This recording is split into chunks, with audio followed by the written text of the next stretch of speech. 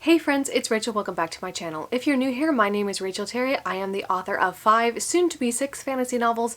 Information will be in the description box down below if you're interested. Today I want to share some of my recommendations for spooky season reads, and of course if you have any that you'd like to recommend, leave them in the comments down below so that we can share. Today's recs are in no particular order and we have a variety of premises and age ranges to get through, so let's just start out. And of course, the first recommendation I have for you is the Lockwood & Co. series by Jonathan Stroud. The first book is called The Screaming Staircase. This is a young adult series that follows a group of ghost hunters in London, but not London as we know it. This London has been infected with the problem, which is what they call this ghost epidemic that they're currently dealing with. There are hauntings going on, but only young people can see these ghosts, and so they are hired by agencies run by adults, and then they go to the site of the haunting and remove it. Except for one agency in London, and that is Lockwood & Co., which is run by Anthony Lockwood, George Cubbins, and Lucy Carlyle.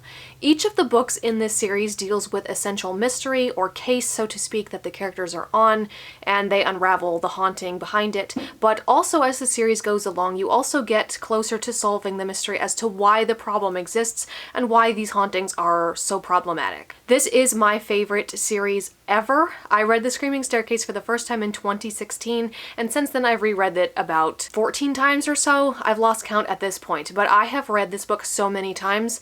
And then there are books that I DNF and I just can't get past page 2. So the fact that I've read this book so many times, like, I don't know what higher praise I could give it. I don't know what that says about this series. The world building is atmospheric, it's interesting, the dialogue is clever, I love the banter, the characters are the best part by far. And I have an entire video dedicated to this, so if you want to learn more and hear me gush over my favorite series, I'll send you over to that video if you want to learn more, but I'm currently in the process of rereading the series right now. It's the perfect time to do so now that it's October, and it's still my favorite series. It doesn't matter how many books I've read since 2016. Nothing compares to this series, and I will never stop recommending it. Next up, we have The Bone Houses by Emily Lloyd-Jones. This is also a young adult book, and it's based on Welsh mythology. This one is a fantasy. It follows 2 characters, and they set off on a quest to find the source of the bone houses and destroy them. The bone houses are undead. They're risen from the cauldron of rebirth. So if you're familiar with the Black Cauldron movie, this is the Welsh myth behind that.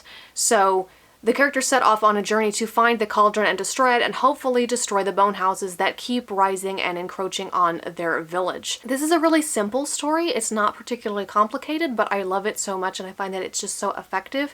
And of course it's atmospheric and it's just a good young adult story. And of course with the bone houses you have the creepy part in there as well. There's also a bone goat at some point, so if that sounds like something you're interested in, I also recommend this one. Keeping with the theme of bones, next we have The Bone Maker by Sarah Beth Durst. This is an adult epic fantasy standalone, and this is one of my favorite books. I love the characters in this book so much. This book is about a group of heroes who 25 years ago defeated an evil necromancer named Eklor, and Kreia lost her husband Gent in that final battle. He died, and since then she has been stealing bones in order to give him small bursts of life, and her plan is to eventually be able to bring him back fully, but she hasn't been able to do that yet. And of course the other heroes have their own lives and they've gone their own way since then, and now all of the heroes are forced to come out of retirement to deal with the fact that they might not have defeated Eklor after all. So this book, I love the characters so much. I love Zira in particular. I really like the idea of characters having to come out of retirement to deal with something, particularly in this case something they thought they'd already handled, so there's added conflict because of that. It's also interesting to see a fantasy that does feature older protagonists, and it just has like really kind of poignant things to say about death and loss and the way that life changed all of these characters, and I just really love this. I love the character so much. At first when I read it, I thought it was good, but I wouldn't necessarily read it again, and then I found myself thinking about the characters over and over again, and I had to buy another copy because I had donated mine, and I have since read this book about 3 times, I think, so it's definitely one of my favorites. Next up we have The House of the Dead Duology by Nikki Pau-Preto. The first book is Bonesmith and the second is Ghostsmith. This is a duology that I just read recently and follows Ren. The magic system in this world involves smiths, and the smiths have various materials that they can manipulate. So Ren is a bonesmith, so she can manipulate bones, but there's ironsmiths, goldsmiths, etc.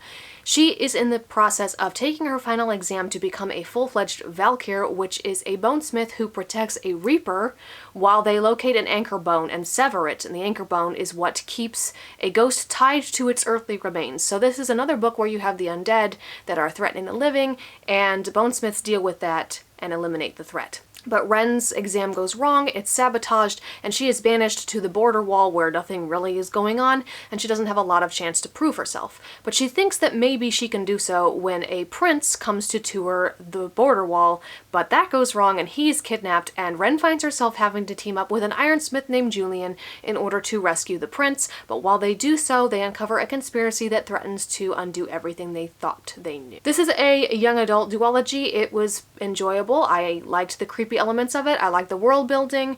I liked the banter between the two characters. I didn't like book 2 as much as book 1. I thought the twists in book 1 were really well done. Usually I can see them coming from a mile away, or else a twist is kind of shoehorned in where it doesn't really belong, but I thought it was really well done in this case. And all in all, it was a satisfying conclusion. Next up, we have A Sorceress Comes to Call by T. Kingfisher. This is a book that I read last year, and it was the first book by Kingfisher that I had read, and I loved it. As I was reading it, I could tell that this is an author who has a way with words. This is a creepy, quirky, spooky kind of book. This book follows Cordelia and her mother, who is a sorceress. Her mother is trying to ensnare a wealthy, advantageous marriage, and she's willing to do whatever it takes to get it, and Cordelia discovers more about her mother, what she's been doing, her creepy abilities, and it's just really quirky but also spooky. There's also a demonic horse, which was not something that I saw coming. This book is advertised as a dark retelling of the fairy tale The Goose Girl, which I'm not familiar with. I've never read it. It honestly kind of reminded me of Cinderella, where you have the evil stepmother who is trying to not necessarily snare an advantageous marriage for herself so much as her daughters, but in this case it's the mother character who's the sorceress, and she's trying to get an advantageous marriage for herself because she's a single woman with a daughter, and it can be difficult to make your way in this kind of world without wealth. So she's trying to get money through marriage.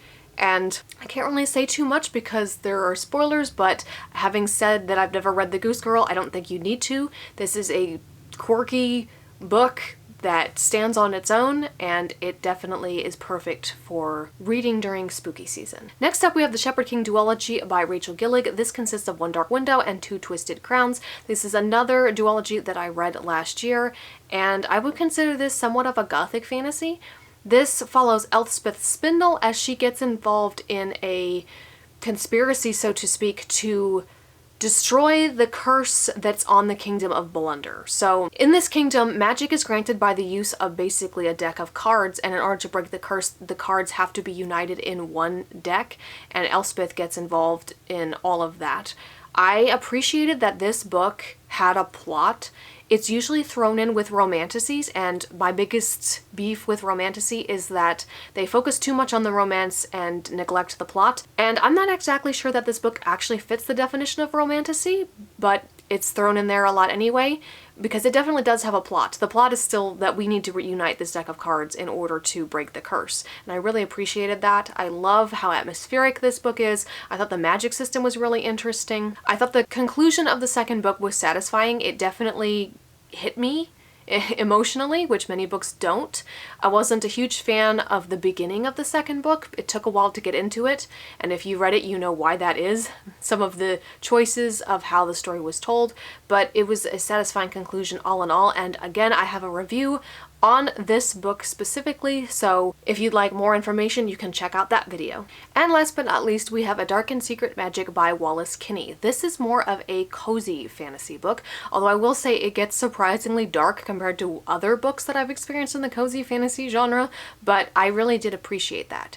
This book is basically Halloween. You can tell by the cover, it's beautiful. This book follows Kate Goodwin, who is a hedge witch, and her life is basically thrown into disarray when her sister asks her to help plan the annual Halloween gathering, and then a man from her past who also happens to be a member of a rival coven shows up, and of course the two of them have feelings for each other, and as they interact, she begins to uncover a mystery that's quite dark about her mother's past, and that's when the spooky, creepy, dark part of this cozy fantasy comes in. I'm not a huge fan of romance-heavy books. I did feel like it was a maybe a little bit cheesy at times, or maybe a little heavy on the romance, but I surprisingly enjoyed this book, and it definitely delivered on the Halloween vibes. In fact, Halloween is obviously very central to the plot. I actually read this book last year, the day after Halloween. I wasn't able to get it beforehand, but you hopefully can if you're interested in reading this book for spooky season. So there you have it. If you have any spooky season recommendations of your own,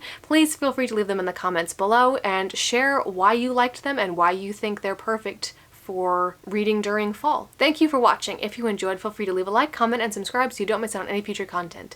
My name is Rachel Terry. I am the author of 5 fantasy novels, and I will see you in the next video.